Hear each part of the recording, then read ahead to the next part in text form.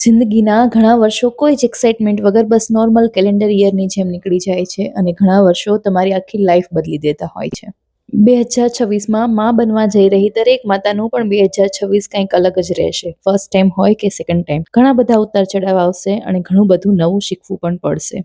ઘણા બધા એડજસ્ટમેન્ટ પણ કરવા પડશે અને આજ સુધી ક્યારેય નહીં બન્યા હોય એટલું સ્ટ્રોંગ બનીને હરેક દિવસ વિતાવવા પડશે. અને ઘણી બધી મોમેન્ટ્સ એવી પણ આવશે જ્યારે એવું ફીલ થશે કે એસા ભી હોતા હૈ ક્યા, એ તો કિસીને બતાયા ही નહીં. હા, તમારી રાતોની ઊંઘ ખોવાઈ જરૂર જશે, પણ તમને તમારા જીવનનો અર્થ મળી જશે. એ નાના નાના હાથ જ તમને મજબૂતી આપશે અને એ નાનકડો જીવ તમારું સર્વસ્વ બની જશે. જિંદગી થોડી સ્લો જરૂર થઈ જશે, પણ હરેક ક્ષણ યાદોથી ભરાયેલી હશે.